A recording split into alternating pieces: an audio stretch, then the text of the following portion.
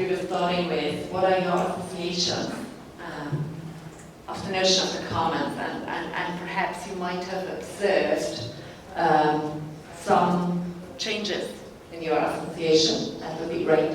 There was one comment about free access, and whatever is not, so it is free for the people, whatever is not being paid will be the commons. And I guess we already saw that it's not as simple as that. It's not the either or, everything or nothing, all or nobody. It's way more complex. Okay, now it will work. Now it will work, good. And we've heard a lot about rules, and when we talk about commons, we basically already talk about an actor, a social actor, and a political actor that has been widely wiped out of the political map. So, state, market actors, community, which is not the same as civil society. And that notion of community is already part of the notion of the commons. Community. Commons comes from cum in Latin, which means with. So it's pretty clear that what Thomas Love called methodological individualism, that looking at the commons from the perspective of the isolated I, is kind of a wrong methodological approach. That's already kind of included, enshrined in the word. It's something you do with other people, cum. And munus, cum plus munus, munus means duty, obligation, something I have to do, something I have to participate in, but also give. So it's not just that the commons is given to me, it's also that I have to contribute to the commons. So this is, to just recall my first studies, I was studying languages, so etymology is always important to me. You might also remember that when Thomas Love introduced the more classical approach, the more classical common science, or what we could call the Austro school, there was some criticism raised. And one of these criticisms was the ontological basis. Yeah? And the reason is that it's very important, and it's the contribution I want to make, kind of hook on that criticism. Why is it so important to look at the ontological basis and to build a commons perspective, our commons theory, and obviously the practice from there? Because you can understand ontology, as the philosophers would say, as looking through the window we look at the world. What ontology does with us is it defines the window through which we look at the world. Just take this case, if you look through that window, we would think that, oh, Georgia, that's a green country, Barcelona is a very green, wonderful, beautiful place. If someone would be over there, we would probably say, oh, Georgia, that's a kind of, that place that could be elsewhere in the world, just floors and dark and nothing really interesting there. So it determines everything. The window through which you look at the world basically determines everything. And what often happens is that scientists look through an ontological window without being aware of. So the invitation is to, rather than looking through the ontological window, look at the ontological window and really kind of uncover, unravel, how do you say that in English? The assumptions our analysis of the world is made of. If, for instance, we look at the way we think of this state, I would be rather trusting and suggest that this state doesn't exist. In philosophical terms, this state, first of all, is not a monolithic entity. It is not a static thing. It is not a person with one mind that thinks, and yet we use in modern political theory to think of the state as an entity, as this state with a big V at the beginning. in existence. So that would be a kind of essentialist approach to looking at the state. So nor do the commons, that's something we already heard. The commons doesn't exist as a thing, as something that is kind of separated from us. It is rather both the state and the commons are rather constructions, we've already heard that. They're being created and constantly disputed and constantly recreated as complex adaptive systems. So I realized over the years, and I'm just starting to work on this a little bit, is that perhaps we can learn more about the commons from anthropologists, of course, and not from economists, but also from those who really study complex adaptive systems. And this is the reason why my colleague and I, David Bollier, with whom I've written a few books, and the most recent one, I was so keen to bring it, but it was just published and we didn't manage in time to bring it here, but I'm pretty sure that Boell Foundation will share some of them as participants of the Green Academy.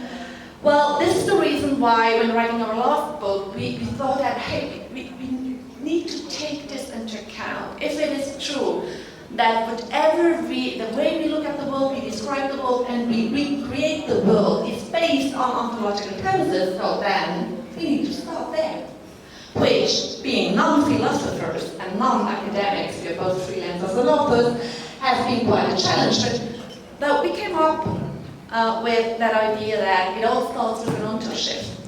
If you really want a true transformation, rather than, okay, let's switch from market-based to state-based, or let's kind of rearrange some rules, or put a little bit more of this and a little bit less of that. If you really want a true transformation, then we should begin to think about ownership, that is, base our analysis and the way we build institutions and the way we practice on what we really are.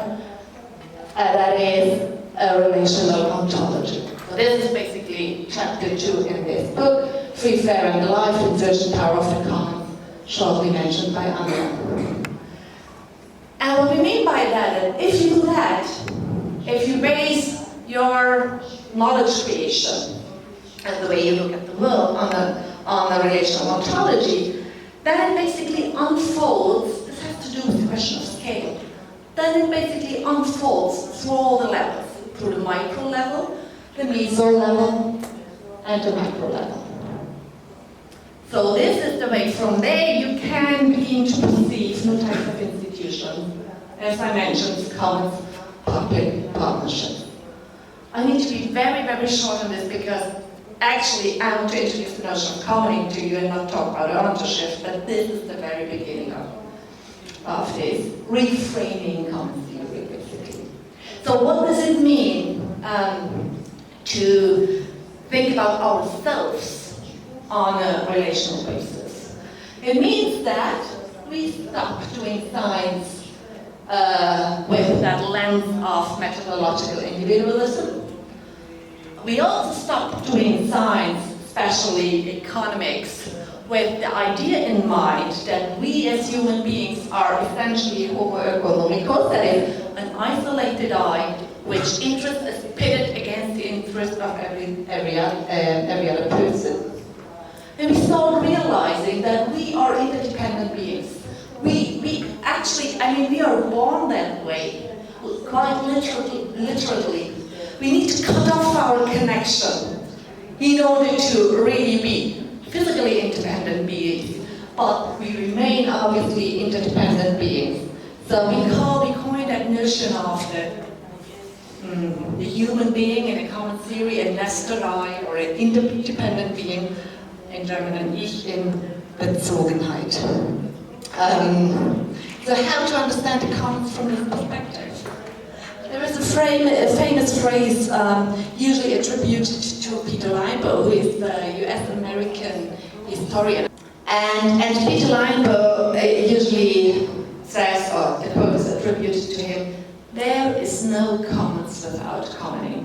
So this is exactly the translation of what I've said, that the commons doesn't exist in terms of an object separated from us, in terms of existence being there, but it's being created, so there is no commons without commoning. That means if you want to understand the commons, actually that means that we need to understand commoning. So how do we common, so to speak? And this was the question we asked to ourselves. If the onto-epistemology informs the way we shape our theories, then obviously common theory need to be kind of process theory. Need to take into account that we're talking about dynamic social processes. And our methodology, where we are sentient beings, we feel something. And that being subjects that feel something and understand the world not only through our mind, needs to be represented in the way we approach our theory. That is, needs to be captured in our methodology and thus in our methods. Therefore, and this is another person I truly appreciate a whole, and think he has done amazing contributions to contemporary philosophy, being an architect and a mathematician, Christopher Alexander. Who knows Christopher Alexander? Who's a programmer? Who's in programming? Because the question is, because programmer usually knows him. Because worldwide, his approach is being applied to the way we program. So the shift from process-oriented programming to object-oriented programming is a shift based on Christopher Alexander theories on patterns. So patterns is not something you should imagine as like a repetitive thing, like a pattern or a wallpaper pattern or a pattern of tissue. But in terms of Christopher Alexander's theory, was still alive, by the way. Elinor Ostrom died in 2012.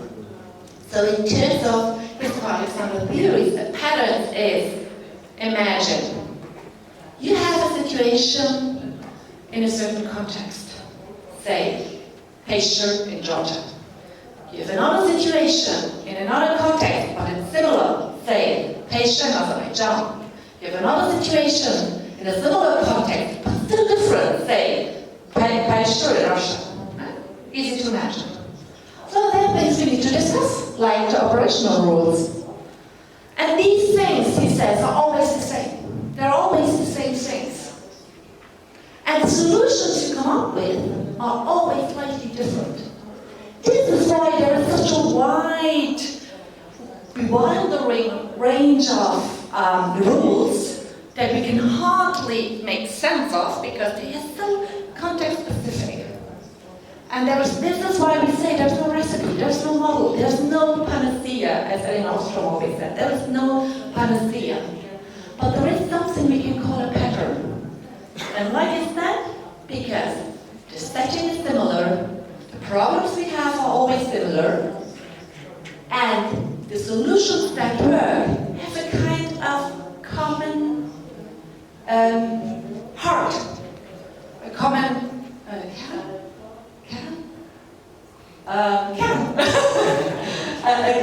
a common essence. I don't even use the word core. A common core. Thank you. They have a kind of common core. So picture that situation that we want to share something, like we want to cook something together tonight, or we share a flat, or we want to share a ride to Tbilisi. So, what is a topic that recurs over and over and over again? For instance, the way of decision-making. The way of decision-making in the commons is a recurrent topic that needs a solution. What is another topic that occurs over and over and over again? Oh, somebody did not apply to the rule we've collectively decided. So conflict is being created. So conflict management is something that occurs in every common. And so it goes on and on and on and on. So basically the idea is, whatever commons, whatever commoning process you are in, you'll find similar kinds of social situation you need to deal with, or similar problems you need to resolve. And this was our approach to conceptualize commoning. So, when Anja spoke about, very quickly, triad of commoning, this is what I want to introduce to you. We came to realize that commoning is way more than commons governance, or we call it peer governance. This is precisely what Thomas Love introduced to you this morning, where our patterns of peer governance are highly inspired by Ostrom's theory, right? So you can find analogies there. But then we also realized that the way of meeting people's needs, that is, doing economy, is different in the commons than on the market, because it's not based on market principle, which does not mean, that was the discussion we had here yesterday, which does not mean it is without money and completely non-monetary. Again, it's not an either-or thing. It's something where it's highly like picture. It's not only about producing meat, it's a life form. It's using land. It's using land during a certain time. That same land might be used by other people during another time. It's culture. It's multifunctional. And it's multifactorial. So, therefore, we said, there are certainly patterns, Ostrom calls it principles, of peer governance, but there are also patterns of social life. When Anja referred to the festivities people do after kind of repairing a road or something, that's ritualizing togetherness. This is something urgently needed in the commons, so it's a pattern of social life in a commoning process.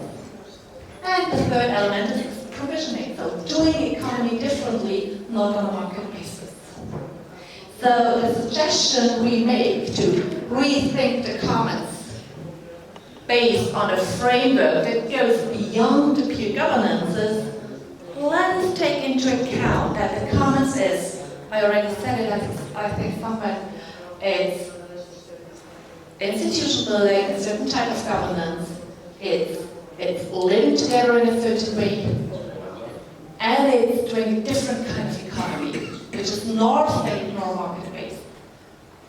But which obviously has to deal with the complex and complicated relationship with the state and the market. And now, it is impossible to introduce you to this framework, but I want to try to at least give you a glimpse of this proposal, of what we have done. When, for instance, I say it's a different type of economy, so each economist will come up with the idea, so how does allocation work in the commons?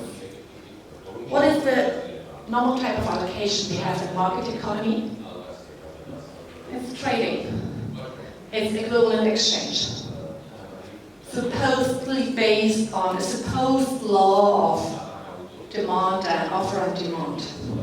As if it was a natural law, which obviously it isn't. The price is set by people and not by a law. So, we obviously allocation systems in the commons too, and Anja mentioned one of it when she referred to people put a limit to the stock of, what was it? They put a stocking rate. Exactly. That is what is called cap. They put a cap. What do we do in the market? We have a famous governance mechanism in order to deal with the climate problem. The most innovative mechanism a market-based solution can come up with is cap and trade. So far it didn't work. Now it became so far it didn't work. It's 25 years old.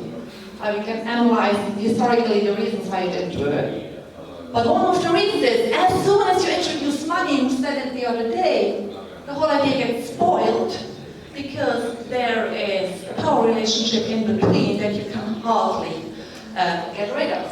So we, rather than only relying on the price mechanism, again, I repeat, it's not without money, but it's not only relying on the supposed price mechanism.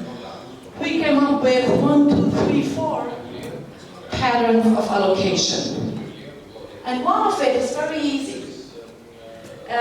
You recall this morning, perhaps, in the presentation that Tom was speaking about water, or these resources, when we were talking about the matrix of goods, these resources that become less when we share them, and that there are others that become more when we share them. So he was using the example of a sandwich. We were talking about water. If I drink this water, you cannot drink it anymore. So this is a subtractable or rivalrous resource. This was the term used this morning. A rivalrous resource. This is not true for this talk. If I share my ideas about triad of commoning with you, you can then think about it, modify it, share your ideas with me, I then modify it, so I become richer, you become richer intellectually, right? So the thing in between the knowledge we share, information we share, becomes more as we share it. So there is non-rival resources. And there is one key topic in the commons that I would say is crucial and would disrupt the way the current economy is done. And you see it, I go around again, and you see it there is our first allocation pattern. We simply call it contribute and share. The next is pool, cap, and divide up. Contribute and share means simply contribute your knowledge and share it. Don't make it individual property. That also means don't put a copyright on it, but use a free license. Whereas pool, cap, and divide up is being used for things like water. Because we cannot simply say, all water free for all for whatever purpose. We need to put a cap, and we need to divide it up wisely. And here again the question is, who sets the rules? Basically done. A long way to go here. Yeah, I'll take that last one.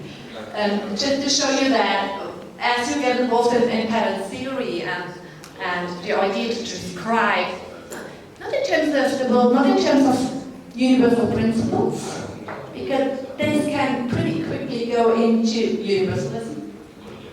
Whereas patterns are always context-based. You take from this offer, so to speak, what you can use and what you can make sense of in your context.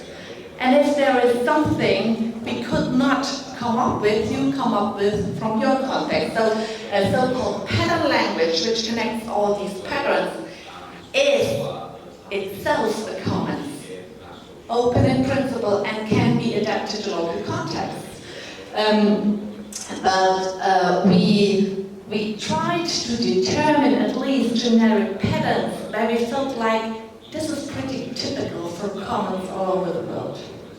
And one of these pretty typical things is that, yes, there is some idea of reciprocity, but the idea of reciprocity is also the idea of equivalent market exchange. The problem here is that giving and taking are coupled on the basis of a wrong assumption. So what we suggest rather than in the commons, we have a kind of gentle reciprocity, where you need to have a balance of giving and taking, but in the long run.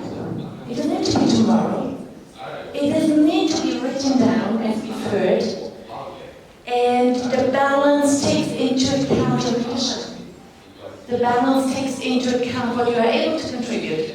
The balance takes into account where you come from, etc., etc. So it's like there is a sense of practice gentle reciprocity, so be aware that monos in the commons means obligation, contribution, and not only a right to receive, but do it gently without assuming that whatever you give will need to come back tomorrow in the same quantity, because this will be a market-based principle.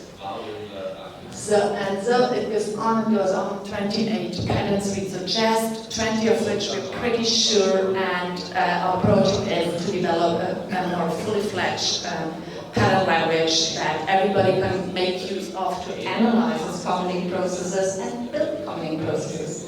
Because if we do this, we think that we gave a kind of instrument, a tool into the hands of people to actually not only assess projects that are already existing, but for instance to build that eco-village in the forest on the basis of what works. Because the whole gist of it, the whole beauty of it is that working with patterns means being inspired, not by the problems, but by the solutions that proved to be working for people throughout history. And we've already heard that the Commons has a perennial history, so to speak. Thank you.